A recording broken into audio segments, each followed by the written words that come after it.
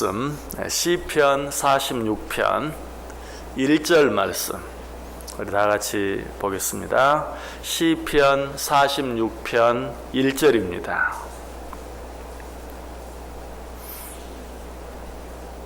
시편 46편 1절 말씀, 우리 한 절 말씀을 우리 다 같이 한 목소리로 읽습니다. 하나님은 우리의 피난처시요 힘이시니 환난 중에 만날 큰 도움이시라. 아멘. 하나님은 우리의 피난처시요 힘이시니 환난 중에 만날 큰 도움이시라. 이 한 구절 짧지만 우리 하나님이 어떤 분이신지 세 가지로 우리에게 말씀해 주고 있습니다. 첫 번째로 하나님은 우리의 피난처시다. 두 번째로 하나님은 우리의 힘이시다. 세 번째는 하나님은 우리의 도움이시다. 우리가 첫 번째, 두 번째 하나님의 모습에 대해 이미 생각해 보았습니다. 피난처 되시는 하나님, 우리의 힘이 되시는 하나님에 대해서는 이미 생각해 보았어요. 오늘은 이제 세 번째로 우리 하나님이 우리의 도움이 되시는 분이신 것에 대해서 생각해 보려고 해요. 오늘 본문은 우리 하나님이 우리의 도움이시다, 단순히 그렇게만 말하지 아니하고 하나님은 우리의 큰 도움이시다. 우리에게 도움이 되는 일, 또 우리에게 도움이 되는 사람들이 있을 수 있어요. 그러나 우리 하나님은 그런 어떤 일의 도움, 그런 어떤 사람의 도움과는 비교할 수 없는 큰 도움이 되신다. 특별히 환난 가운데 우리가 환난을 만났을 때 무엇보다도 나 자신의 힘으로는 물론이요, 이 세상 그 어떤 사람의 힘으로도 도울 수 없을 만큼 큰 환난 가운데서 하나님은 그 환난의 크기보다 더 큰 도움이 되어주신다라고 말씀하고 있어요. 성경은 이 사실에 대해서 여러 번 우리에게 말씀해주고 있습니다. 시편 70편 5절에도 보면 나는 가난하고 궁핍하오니 하나님이여 속히 내게 임하소서. 주는 나의 도움이시오 나를 건지시는 이시오니 여호와여 지체하지 마소서. 주는 나의 도움이시다. 이처럼 우리 하나님은 어떤 상황 가운데서도 우리의 도움이 되어주시는 분이, 이 사실이 얼마나 중요하든지 또 이 사실이 얼마나 분명하든지 시편 115편 기자는 이 사실을 연거푸 두 번이나 반복해서 우리에게 말씀해 주고 있어요. 시편 115편 9절과 10절 보시면 이스라엘아 여호와를 의지하라. 그는 너희의 도움이시요 너희의 방패시로다. 아론의 집이여 여호와를 의지하라. 그는 너희의 도움이시요 너희의 방패시로다. 여호와 하나님을 의지하라. 그는 너희의 도움이시다 라는 사실을 두 절을 통해서 연거푸 반복해서 우리에게 말씀해 주고 있어요. 자, 그렇다면 우리는 어떻게 해야 되겠습니까? 이 세상 살아갈 때 어떤 환난을 만나든지 어떤 일을 당하든지 어떤 상황 가운데서든지 하나님이 우리의 도움이 되어주시는 것, 하나님이 우리의 큰 도움이 되어주시는 것, 특별히 환난 중에 만날 큰 도움이 되어주신다는 사실을 기억하고 그 하나님께 도움의 손길을 구할 수 있어야 돼요. 우리가 하나님은 우리의 피난처시다라는 사실에 대해 생각하면서 하나님은 우리의 피난처가 되어주시는데 우리의 가장 큰 문제는 무엇인가? 그 하나님께 피하지 않는 것이다. 아무리 좋은 피난처가 있어도 그 피난처로 피하지 아니하면 아무 소용이 없어요.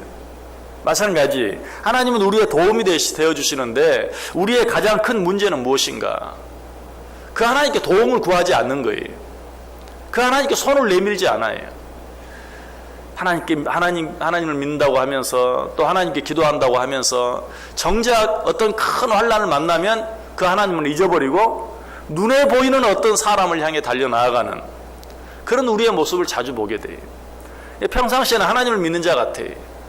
그러나 너무나 급하고 다급한 일을 만나면 하나님을 믿지 않는 사람과 똑같은 사람들이 되어버리는, 정말 우리의 큰 도움이 되어주시고 환난 중에 만날 큰 도움이 되어주시는 그 하나님을 잊어버리는, 눈에 보이는 것들만 생각하는, 그리고 그것들을 향해 달려나아가는, 이것이 우리의 가장 큰 문제예요. 그러나 성경을 보면 유대한 믿음의 사람들은 그러지 않았어요.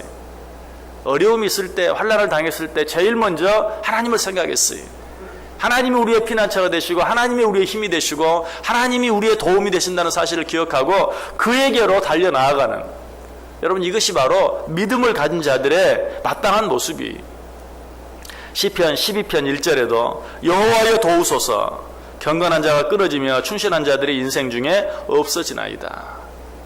너무나도 급하고 어려운 일들 가운데서 누구에게? 여호와 하나님께 도움을 요청하는, 여호와여 도우소서.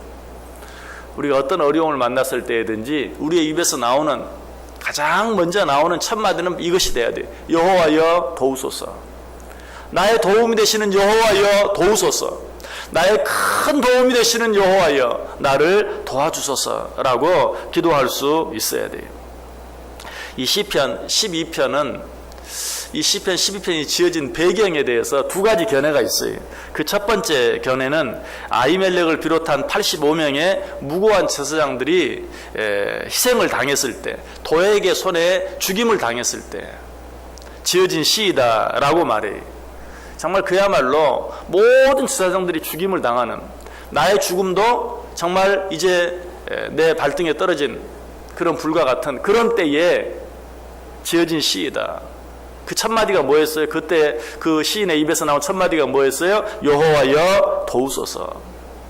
또 이 시편 12편의 배경에 대해서 또 한 가지 견해는 그일라 사람들과 10사람들이 다윗을 배신했을 때, 그일라가 침략을 당했다고 했을 때 다윗이 그들을 돕기 위해서 그일라로 갔죠. 그런데 그일라 사람들이 다윗을 보고는 다윗이 왔네 하고는 누구에게? 사울에게 고발합니다. 자기들을 도우러 왔는데 그러한 다윗을 배신해서 사울에게 고발하는 그런 상황 가운데서 지어진 시이다라고 이야기하고 있어요. 가장 믿었던 사람들에게 배신을 당하는, 얼마나 힘들고 어려운 때입니까? 그때 시인은 그의 첫 번째 외침이 뭐였어요? 여호와여 도우소서. 다윗은 깨달았던 것이죠. 이 세상 그 누구도 내가 진정으로 의지할 만한, 진정으로 나의 도움이 될 만한 사람이 없습니다. 오직 하나님만이 나의 도움이 되시는 것을 내가 믿습니다. 여호와여 나를 도우소서라고 하나님께 기도하고 있어요. 여러분, 다윗이 이렇게 기도했을 때 하나님께서 어떻게 도우셨습니까? 하나님께서 블레셋 사람들을 동원해서 이스라엘 백성들을 치게 하죠. 그래서 이 사울이 수많은 사람들을 이끌고 다윗을 포위하여 다윗의 있는 곳으로 한 걸음 한 걸음 나아갑니다. 이제 다윗이 잡히는 것은 시간 문제입니다. 그러한 때에 다윗이 여호와여 도우소서라고 하나님의 도움을 구했을 때 하나님이 어떻게 하세요? 블레셋 사람들을 일으켜서 이스라엘을 침공하게 하죠.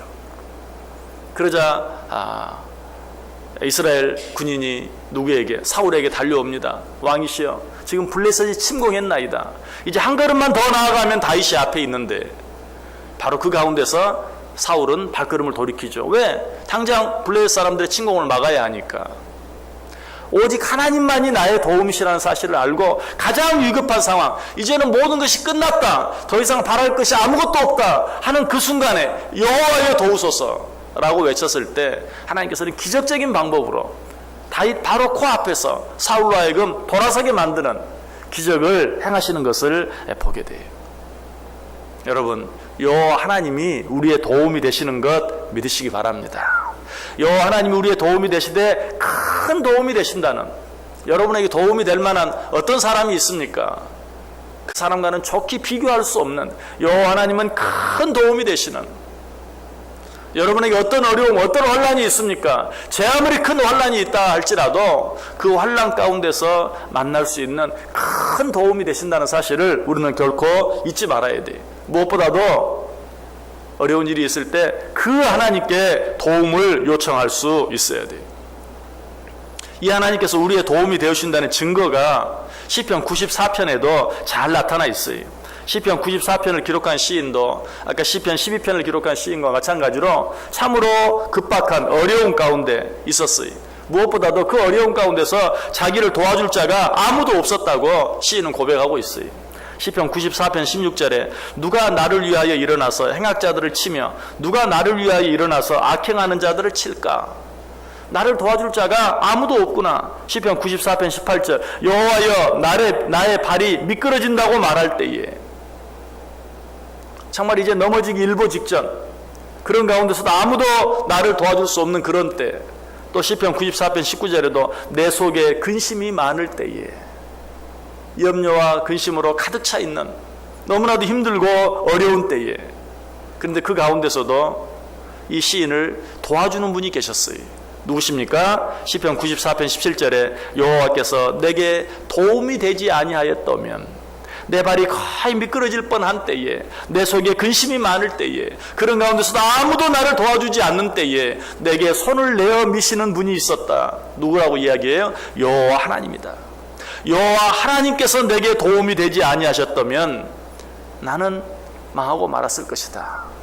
그러나 나의 도움이 되시는 여호와 하나님께서 나를 잊지 아니하시고 그 절대절명의 순간에 나에게 손을 내밀어 주셨다라고 고백하고 있어요. 그 도움으로 시는 어떻게 됩니까? 시편 94편 17절에 보면 여호와께서 내게 도움이 되지 아니하셨다면 내 영혼이 벌써 침묵 속에 잠겼으리로다. 무슨 말이? 여호와 하나님이 도와주지 아니하였다면 나는 망하였을 것이다.